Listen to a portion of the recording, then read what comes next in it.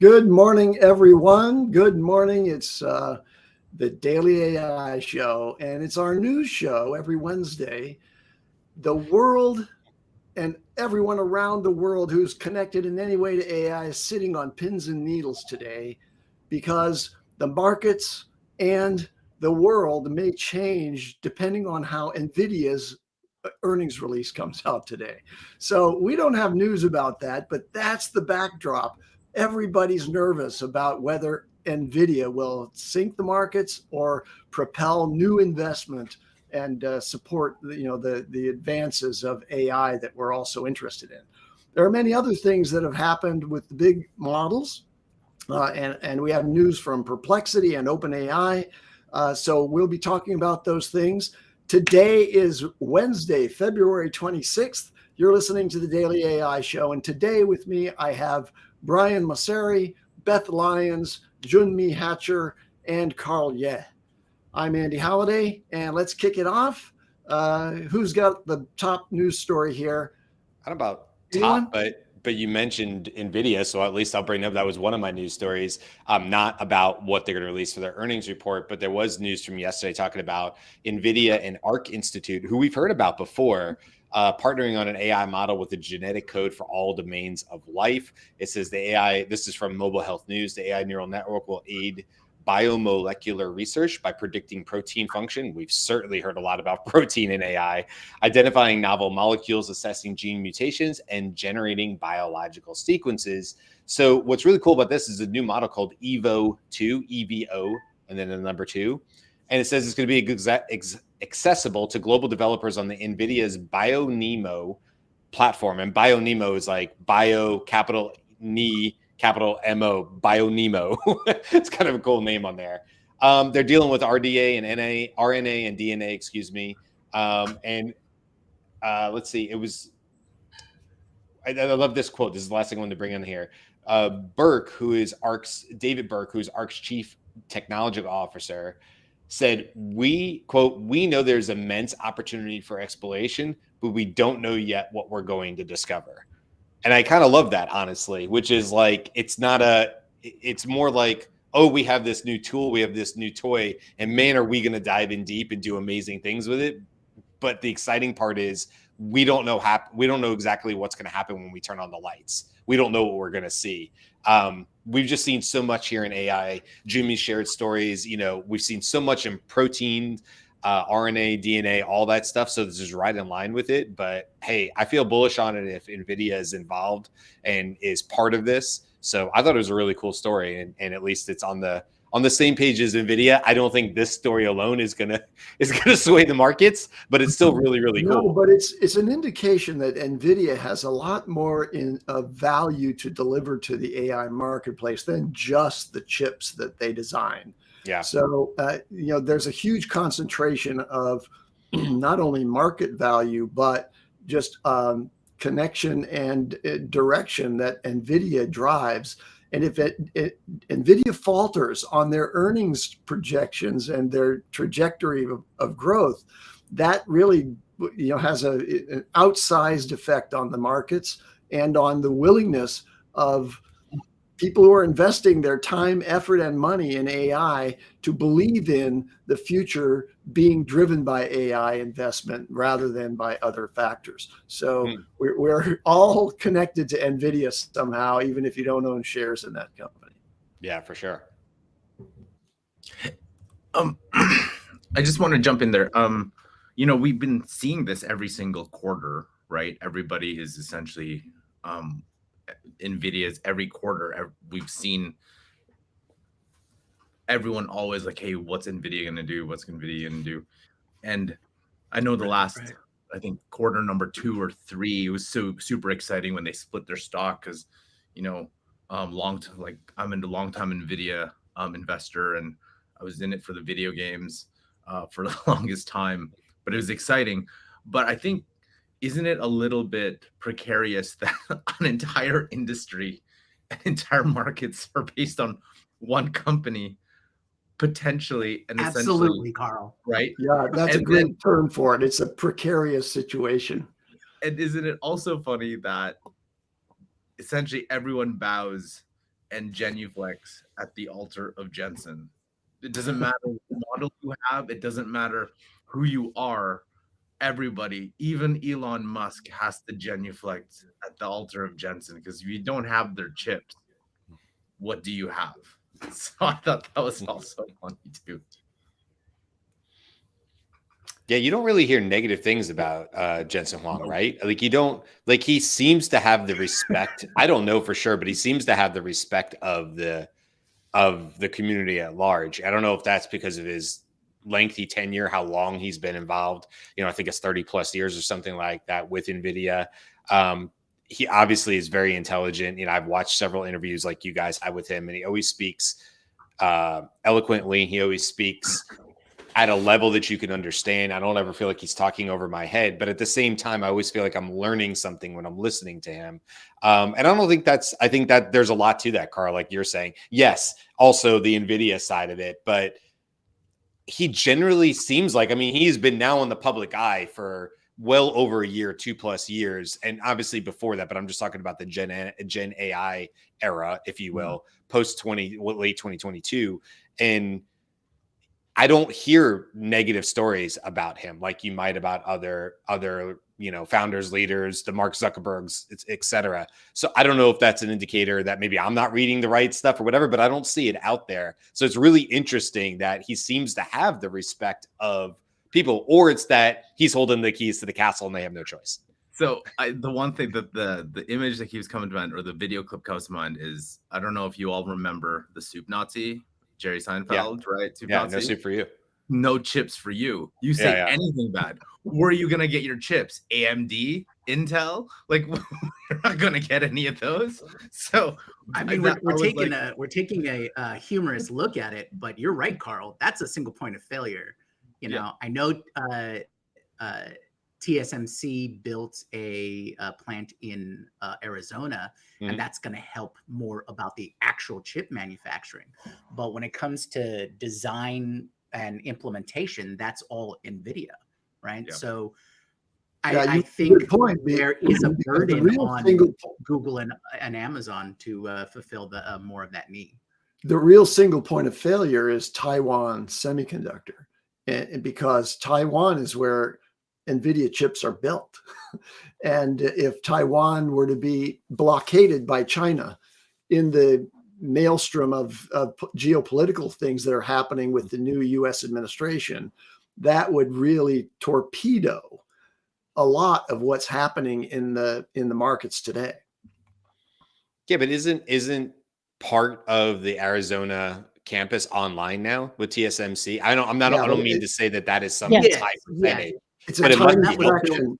It's a tiny fraction of the capacity that issue, but it doesn't have it's a better choice, and it increases capacity, but it's not a replacement. So we need more, and maybe not from only TSMC, maybe from other manufacturers as well, or build a in-house manufacturer or whatnot. I think that might be a good solution too. And we've historically seen this, right? I don't know. Do you guys remember? I think we've all lived through this era. If I don't, not to age anybody on this show, but I certainly remember when there were fires and things going on in Taiwan, and the cost of RAM doubled like overnight. This would be the late 90s, maybe pushing into the 2000s, probably 90s though. And I remember how there was a single point of failure, and there was certain chips and RAM manufacturers for the boards for RAM and stuff like that. And there was a massive fire. I don't think it was anything geopolitical. I think it was actually an event. And it damn near doubled the cost of RAM overnight, because everybody went like, oh, that's where we get all the chips for RAM. And I happen to have a buddy who's two friends whose dad worked in that industry. And it was dinner table discussion. I mean, it was a big enough deal, and how it impacted his job and stuff like that. So, we've seen this before, Jimmy, and I'm not shocked at all that this is why they're diversifying and trying to build as quickly as possible. If you look at I watched a whole interview with the main guy who's in charge of the Arizona campus. And they're already not just breaking ground, there's buildings standing to double the capacity of what they can do on that campus already. It's not up and running yet, if I remember right, but they're like, it's literally right there. They built in a place where they have land to grow for sure in Arizona. There's nothing like blocking them in or anything. So that campus is going to be massive in probably 5 years. Good. Well, NVIDIA will announce those quarterly earnings at the end of the market day, I believe. And so we'll all be able to sleep well tonight, knowing either that, I'm maybe not. Maybe we'll all be, staying up all night trying to figure out what the next steps are. I doubt it. I think it's going to be solid performance. It's not going to be enough to propel NVIDIA stock price higher, but it's going to validate that NVIDIA still has a nice position there. Let's move on to what I think is the most important piece of news for all of our listeners, which is that now if you're an OpenAI ChatGPT Plus user, you have access to deep research, and you have just a budget of, you can do 10 deep research queries in any month. So that's plenty if you just make sure that the deep research queries you're building are ones that are going to, not, make trivial the incredible capabilities of that tool. Yeah, 10 per month is like, to me, it feels ridiculously low. Like, well, you have to be significantly better than Perplexity now, because 10 per month compared to 500 per day. Like, yeah, and it's not. Yeah, it's from what I've seen of deep research in OpenAI, it's not better. I mean, look, are you going to see some nuances? But if back to Andy, like if we're talking about the general user, 10 per month, yeah, you better really be careful. I think it's true that there are a number of things that I do with Perplexity's deep research that don't really require deep research, but I just leave it on because it does a deeper, examination and comes back with many more sources before it compiles the report, in effect.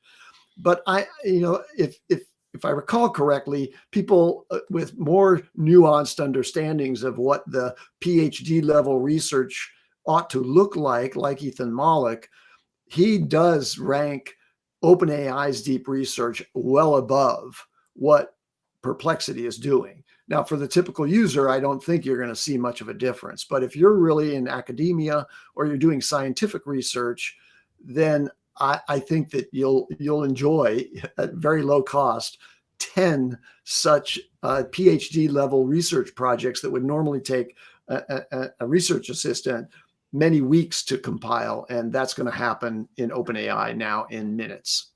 I'm going to drop a video tomorrow because I did compare all of them to business work. So there's I did two scenarios, one for like a client work that I did, mostly a prospecting case, and then one I had, I think, O3 Mini High develop me scenario to stress it, to see which one of those does, I guess it's all subjective too, in my opinion, which one worked well for that specific business and how in-depth accuracy and all that. The one thing that I don't know if you've all seen, I know Google takes a lot of sources, but funny enough, Grok takes the most sources. So in the test, I had Google get 96 sources, Grok at 160 sources. And I was like, whoa, obviously it has X or Twitter part of it. Right, I was about to ask, is that part of it? Yeah. But what was also neat is you also have to verify more, right? Because just because you have 96 sources, 160 sources, whatever the source number, I think that's the big piece when you're doing the deep research. But one thing, and I've noticed, and maybe you guys can all correct me, because when I was doing the testing, I couldn't do this. The one thing that separates OpenAI's version versus Grok at the moment, Perplexity, Claude, I don't know if they do deep research. They have the extended thinking. I don't know if that counts, but I can't upload documents. Like I can now put O3 Mini High and just chuck spreadsheet after spreadsheet after note after Word doc all into it. And I couldn't do that in Grok. I couldn't do that in Perplexity when deep thinking was on. And I couldn't do that. Because I couldn't do those two, I didn't do it in Google. And I still, yeah, there's just some pieces that I couldn't do it. I think I can do it now with Perplexity, but yeah, there's just some ones I couldn't do it. So I was like, I didn't want to do a test like that.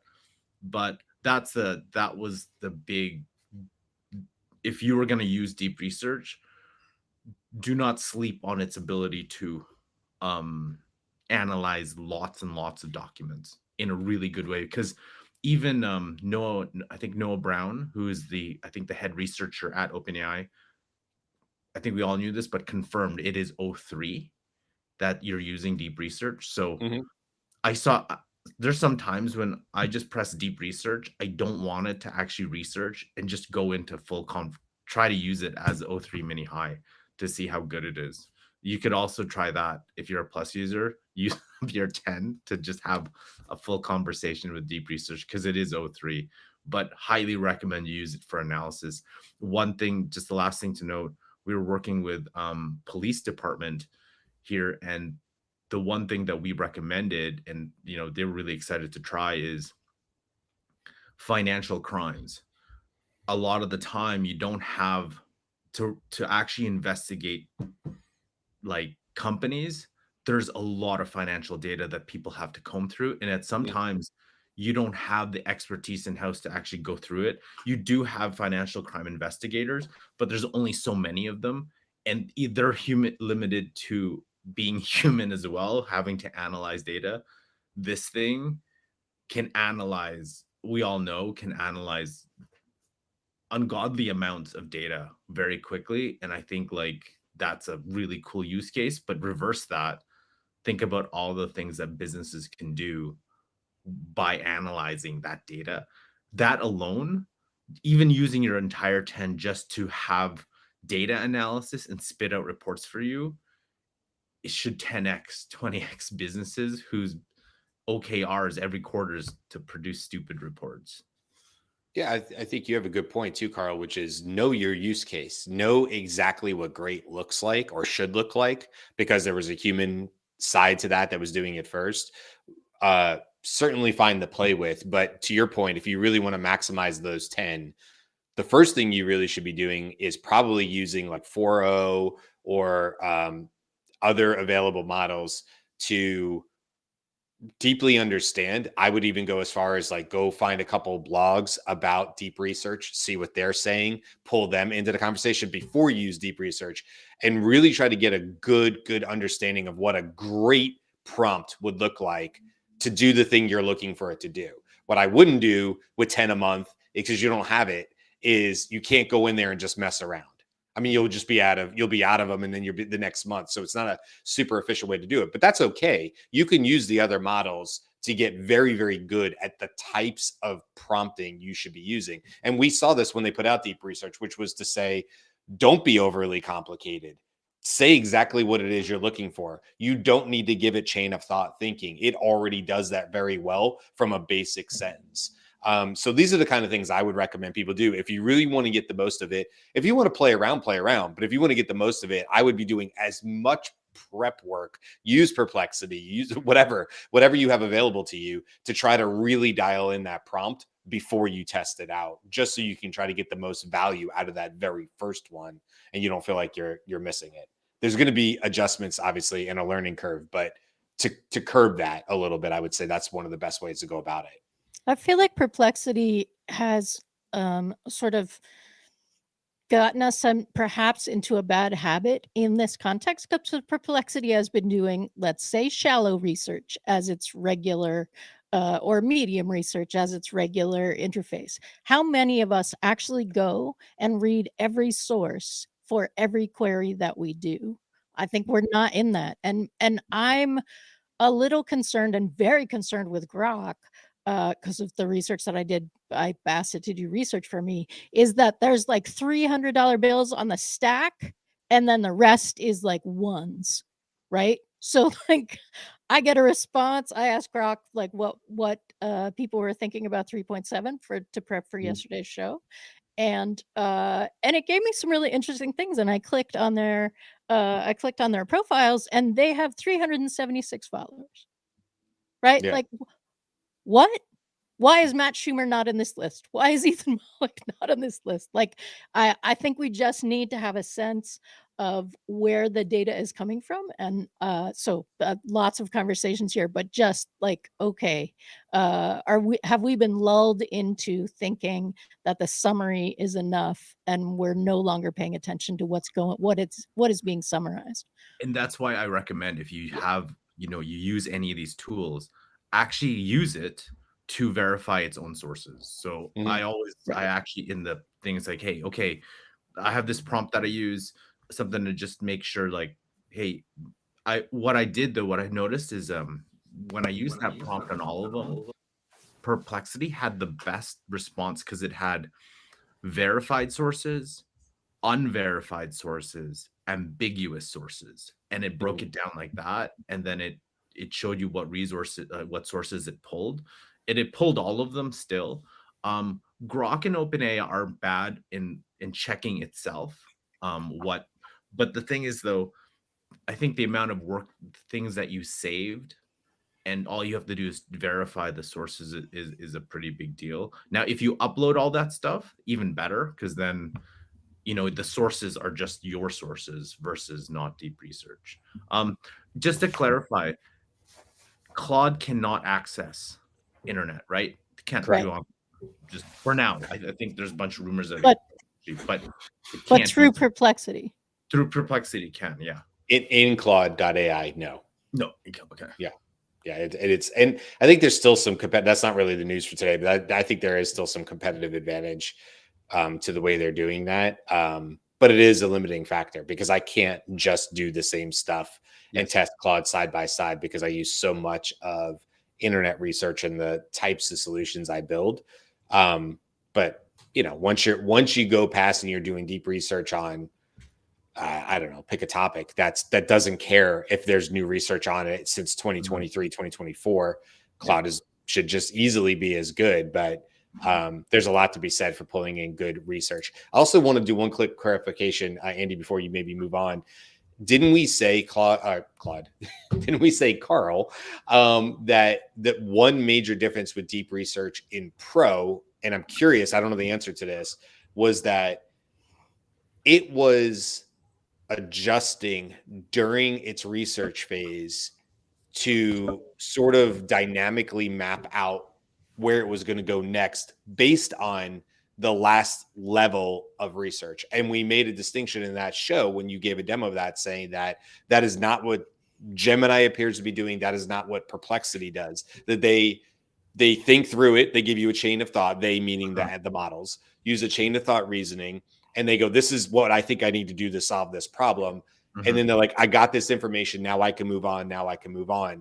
I thought I remember you saying with Pro that one of the clear distinctions of OpenAI was that, let's say it moved down to number 3 and found something that conflicted with something above it, that it actually changed its approach dynamically.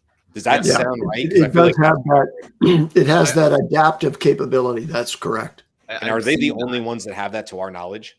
Well, here's another thing that's really interesting. In addition to that, of all the models, most of them just go right into thinking, right? So you put in your prompt, it goes right into executing. The only one that actually, Google kind of does it, but they just want you to accept their plan. They're like, this is my plan, yes, or edit the plan. What OpenAI does is actually ask you clarifying questions. It's the only one that does that. So it goes, okay, based on this, here's the 5 things that I'm gonna ask you to. It clarifies. Now, if you have in your custom instructions clarifying questions, I spent like 15 minutes clarifying. It just kept trying to clarify like over and over again. I think I got it to get stuck. So it kept asking clarifying questions. It just kept rotating itself. I'm like, you gotta be kidding me. So I had to actually remove it because it stopped. I think they fixed it though. But yeah, you're right. On that case, yes. And then on the asking clarification questions, I don't know why the other ones wouldn't do that, because it helps you think through your research better. Because even though how good your prompt is, it's really good to just like, oh, right, this is what I want. Or, oh, I Right. didn't think of that. I'd love to put more of that. Like you can put that, I guess, in the prompt, but it's just nice to have that. Now, I'm assuming the last thought here is that you're right that I forgot deep research asks you a quick clarifying question. 5 I'm of them assuming that does are not count yeah. against your 10. that'd be That'd be really crappy of them. yeah, such a low. You're like, now you got 2. We got a follow-up question. You're like, no more follow-up questions. No more follow-up questions. Stop following up. And it's like, it follows up. It's like, are you sure? Counts as 3. Yeah. There's 3. I'm gonna go out on a limb here and say they haven't thought about that. And yes, it totally counts against your thing. And maybe there'll be a announcement in 3 days, like, oh yeah, no, we O3 Mini is gonna ask all your clarifying questions. As much as we joke about that, I'm imagining that's not the case, that is all part of one. In other words, the actual deep research is the one. Clarifying questions probably do not count against that. Surely they thought about that, but I don't know. I'm going to send a note to the head of product right now in LinkedIn and ask that question to see if it actually is like, what is that? Yeah. Breaking news on the Daily AI Show news show here. If we get an answer from Carl. Okay, we've gone deep into deep research.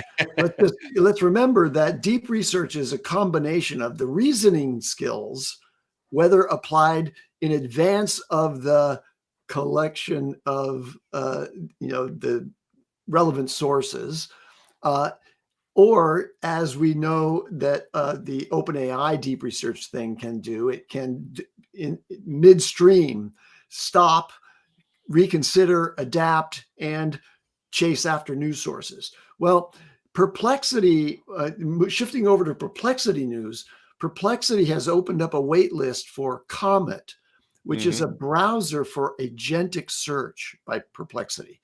Now, Perplexity doesn't have its own deep thinking models, but it has, in the library of models you can use with Perplexity, it has a bunch of different ones, including O3 Mini, etc.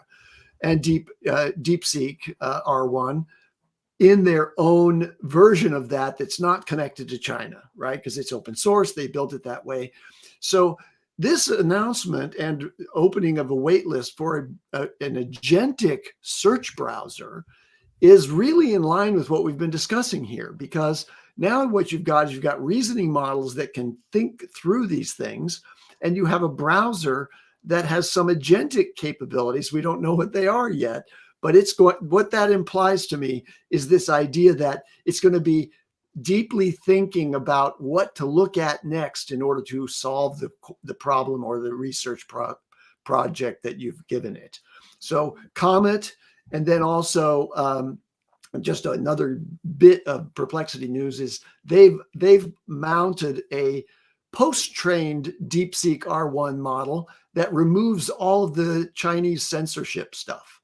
So they've retuned the model that is DeepSeek R1. And so now you can use not only a DeepSeek R1 model, a very capable reasoning model on Perplexity without it connecting to China's servers, but it also has been sort of sanitized of all of the biases that they identified having come from the Chinese Communist Party.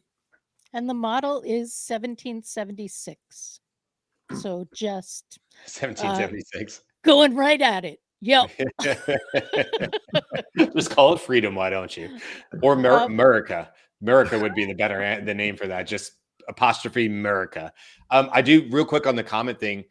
Andy, what you said is not where my brain went with that. I'm assuming that Comet will actually be a competitor to Operator. Because what I'm assuming is if we build our own browser and we control how that you're using Perplexity to control that, wouldn't it make sense that it's capable perhaps of doing Operator-like agentic workflows? Perhaps it's sort of I show you, you do it on your own for repeated tasks, such as maybe going to YouTube and grabbing the latest stats on the such and such. I hope you're right, But the single sentence that's on the Comet page is agentic search, which is different from agentic operation in the browser. But it could be that they provide that as well. I hope so. Got my fingers crossed on that. So I want to roll back here a bit. First of all, the company Adept, way back when, remember they have cool demos. They actually released a product that did that before they were acquired. I can't remember the company who acquired them. Please don't be Salesforce, but somebody acquired them. But I remember I downloaded it as you got to beta it. So essentially it would just copy your clicks, and then it would essentially replicate how you did things online. Yep. Right. That was the product. So, and I keep coming back to Matt Schumer, who I still think today it's like, dude, you should have just stayed doing what you're doing, because everyone literally copied what you're doing. He's the CEO of Hyperwrite, and we all saw the demo, right? It wasn't very good. We demoed it. Yeah. On the show, a year and a half ago? Yes, way before Operator, way before everything else. And I was like, and nothing happened. And then Operator came out. It's like, oh, this is amazing. He's like, well, kind of. That's why Computer Use came out. Then Operator. Yeah. Remember, Anthropic was next. Yes, it was. So I sent him a note, like, dude, why? Like, you had the jump on everybody, and it just stopped. And then he thumbs up my comment, and that was it. I was like, okay, it must suck feeling that way. Okay, so it isn't Salesforce, but when I search it, Amazon and Microsoft are the names that are mentioned. So I realize it's not Salesforce, but it's still not flavors that you like, Carl. Yeah. I want to pivot because Gareth just asked about it. There are three big stories about comparing approaches to data centers in this news cycle. Microsoft is pulling back from a bunch of their leases for data centers, including multiple 100 megawatt deals that were in mid-stage negotiations. So they terminated contracts totaling a couple of 100 megawatts, enough power for 2 large data centers. They may be, the speculation is that Microsoft may be in an oversupply situation, but it's also partly, I think, from the effects that DeepSeek and DeepSeek's purported training is having, right? So people are doing different things in terms of data centers. Meta, Zuck is absolutely like, nope, we're going hard. We're going all the way. $200 billion data center is in talks to build a new AI data center campus that would be over 200 billion. They're considering locations in Louisiana, Wyoming, and Texas. So again, he's doing the Elon approach. I don't know that he's sequencing them together, but he's throw all the money at it and let's just do what we think is working. And China is expanding their underwater data center in Lingshui, Hainan province. They added a new 18-meter module, which includes 400 high-performing servers capable of handling 7,000 DeepSeek queries per second. And so each of these is kind of interesting, but for me, the real part of this story that is interesting is that we are now in a position where people are taking really different approaches, right? And China has, I didn't know about their underwater data centers before. We've certainly talked about are you going to start putting them in naturally colder climates? Underwater also has its naturally cooling thing. It also prevents oxygen damage, right? And there's no dust underwater, right? Those things that are things that you need to protect your servers from. But I think it's really interesting that we're in a position where the old approach is not a guarantee. China was kind of forced into it, and it looks like Microsoft's considering some stuff. I think part of part of the rollback in capacity in data centers from Microsoft is just scaled exactly to the loss of OpenAI's intended usage of Microsoft servers. I think that's probably the biggest factor in that, but it's been translated, as you point out, by analysts as, Microsoft is not confident about the future of business adoption of AI from Microsoft. I think that's right. About their usage, I thought, right? Well, okay, but this is the point that I've heard that I've also heard analysts talk about, which I 100% agree with. Okay, I'm still not 100% sure. You guys know this. Like, I'm still really on the fence of whether DeepSeek legitimately did something novel and that there has been huge efficiency gains somewhere. Okay, that's my baseline of sitting on the fence. But even if they did, even if it comes out that they in fact did more with less money, less data set, whatever, less training or whatever, doesn't that mean that it's going to open the floodgates for cheaper, more available use of AI, which is going to mean more people who are not using AI right now are going to want to use it, which means we need the more data centers. Why would you pull back on building data centers right now? I'd be 100% team Zuck on this one. All in, build them, because I don't think you're going to be mad that you have more compute ability as we ratchet up AI, even if the whole DeepSeek thing turns out to be 100% true and there's efficiencies to be gained. To me, that just means millions more people using AI, ChatGPTs, whatever, daily that aren't using it right now. True. But if a new, yes, it is. Say it again, Carl. The Jevons paradox, where it becomes so cheap that everybody uses it, so you need more of it. Right. Yeah. Okay. Yeah. But that's where efficiencies can have an impact, right? If you have a very expensive, inefficient, and unpopular based on the effects that it has on the people around it or whatever, this like element of doubt, I can see pulling back from that. Absolutely. So there are going to be efficiencies gained in various ways in inference in data centers. And I want to point out one, which is we've talked about this company. It's at the top of the leaderboards in terms of utilization by the population out there. Character AI. So Character AI happens to be, I think, number 3, behind ChatGPT or whatever. I haven't looked recently at what that ranking is for the number of daily users of a system, but Character AI has an inference system that has to process 20,000 queries per second. Okay, that's big.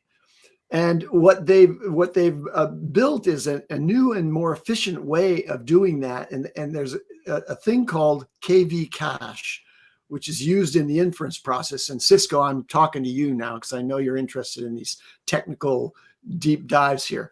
So those are the key and value components, the vectors of the computations that are done in inference. And so the KV cache is something that is used to avoid having to recalculate those every time a new token is presented to the inference stream. So what they've done is they've combined a KV cache with a thing called multi-query attention, where in effect they group queries that are similar and using similar tokens, and they put them through the same path. And what this does is it reduces the memory requirement and the storage requirements simultaneously and makes for vastly more efficient inference so that they can process inference faster. That means the data centers and the chips that are doing the computations in those data centers don't have to work so hard, and larger numbers of people using the inference in the data center can do that in parallel.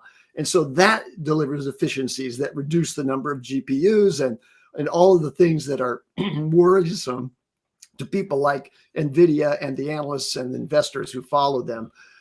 There will be advances like this that are driven by the very high volumes of the leaders in the marketplace. And it won't be as simple as, we have to scale data centers across the world in order to meet the growing demand. we will have to scale them a little bit, but it won't be as much as linear scaling would require right now based on the current efficiencies of, let's say, OpenAI's inference paths. And by the way, if less data centers that's a good thing for the world right now, because the only way to really truly power them are through fossil fuels, because we needed them so fast. I just watched another great YouTube. It was from CNBC, but again, they're breaking down the different ways that different companies, hydrogen, nuclear, we talked about all those specifically for data centers. It's just a lot of it's not online. It's still being proven and all that. And the reality is, if you're building net new data centers, it's more than likely not green. It's probably not even close. So having less data centers is quite frankly better for the planet.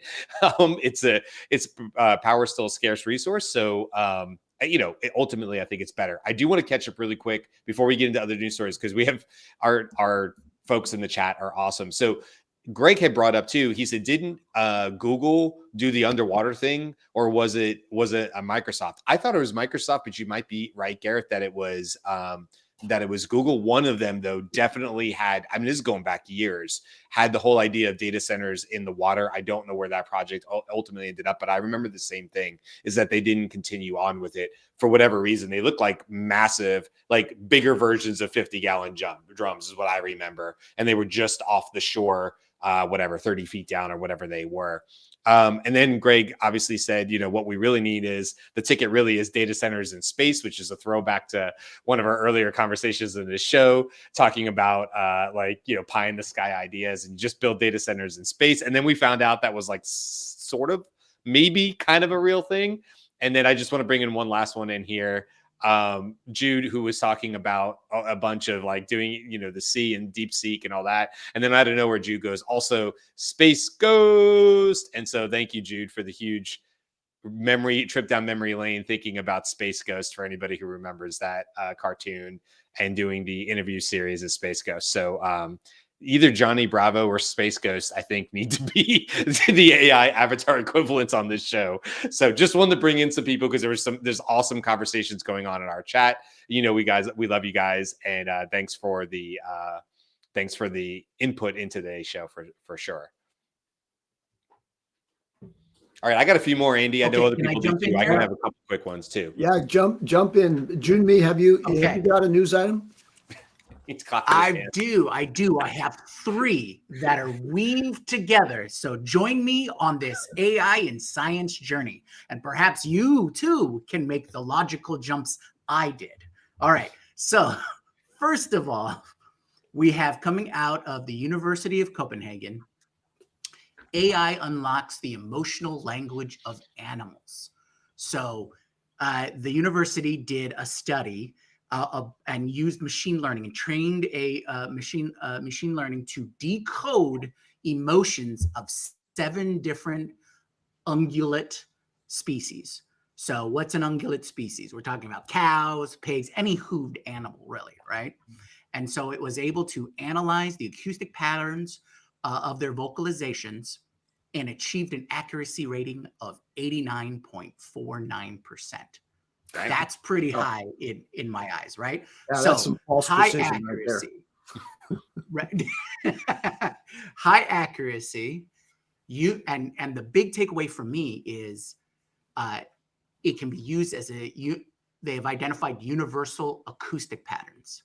So they found key predictors of emotional variance were consistent across species, right? Indicating an evolutionary conserved emotional expression system. But essentially what that basically means is they kind of all speak the same language, all right? And this is across species. Okay, so keep that in mind, right? So they must all work or think in a certain way.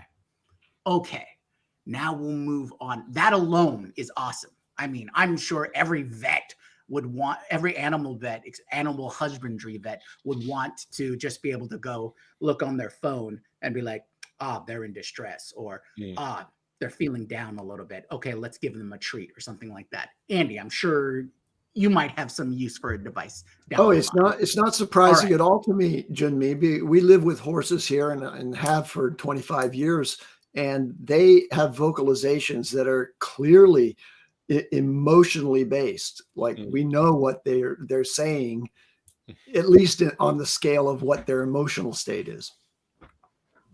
Right. Okay. Story 2. Okay, can you wait one second right. there? Was it the Simpsons Yeah. episode that had the talking dog that Homer invented, or was that something else? Did I make that up? Because I don't know. I remember. I assume now that the Simpsons have commented on the future. They are the modern day Nostradamus. Yes. But that could be a whole nother show in and of itself. Probably That something is to an talk awesome about on the sci-fi AI show. Yeah, that's a sci-fi AI show topic right there. Your show, right? Definitely. Okay, so weave number 2. MIT, Massachusetts Institute of Technology, researchers have found that large language models process diverse types of data, like different languages, audio, images, similarly to how humans reason about complex problems. Okay. The main takeaway of their identification is humans have a semantic hub, right? We interpret a lot of different types of data, modalities, right? We absorb it into the hub, and then it gets parsed into what our internal language is, right? So, like, let's say you are a native English speaker or something like that. This is how you bring in all of this stuff. It translates into your internal system and are sent out into the different regions of your brain for relational information processing and things like that, right? So we know that LLMs are black boxes. So there's a lot of research going on to figure out what is that internal mechanism. And what MIT has found is they have evidence that shows that LLMs function similarly. They have their own semantic hub where they translate whatever that native language that they were built into, takes in that data, breaks it up, and sends it out to the corresponding spoke as part of that black box process. So there is some similarity there. We know that LLMs and neural networks are built upon things that we've seen in human brains, and they're studied to see more correlation with that, between that. But the big takeaway for me here is that we can see a little deeper into that black box, and we can see more alignment. So first story is LLMs can identify that emotional state in animals, and all those animals have a similar language. LLMs in human brains work sort of, there's some insight and interconnection there. And now onto the Weave 3. All right. So, groundbreaking study from the Queen Mary University of London reveals how topology drive complexity in brain, climate, and AI. All right. So what they have discovered is there is a common language of how you can determine or read complexity in vastly complex topologies, right? Vastly complex systems, such as identifying how climate works or how weather works, how our brain processes information, and how AI processes information. So this is a deeper dive into that black box.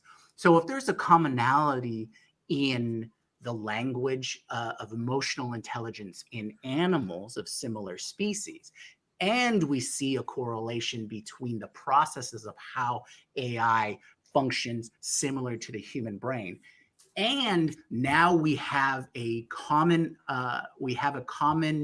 framework common language of how to understand complex systems. It all weaves together so that there may actually be insights on how all complex systems compute information and translate information and transfer information. Bravo, Jyunmi. That was a fractal weave there. I was having fractal images going on through my neural network there. Wow. Yeah. We have sound effects on this show. When did that happen? I use them sparingly, but they are part of Talk Studio. Okay, Yeah, okay. I have to abdicate the throne of the position of being the moderator on this discussion and pass it over to Brian, because it's my wife's birthday and I have to leave right now on a breakfast date. So great talking to you all. Enjoy the remainder of the show, and we'll see you tomorrow. See you, Andy. Have a great one. Have a good breakfast. Birthday. I only have a couple here, guys, and then we can just whatever you guys have. We'll try to do this quick. Okay, I have 2 Google ones. Number one. Google has said that their cost for VO2, that's their really, really good video generator, will be 50 cents per second of video, which adds up to about $30 per minute or $1,800 per hour. That's not cheap, but it's a really, really good video generator. I will say that. So I wanted to bring that up because that'll be interesting to see how that affects, because they were comparing it to Sora. But I mean, Sora does not hold a candle to how good the VO2 is. So there's that. The other Google Drive or Google News was about Google Drive. I don't currently have this, but basically Google Drive gets searchable video transcripts.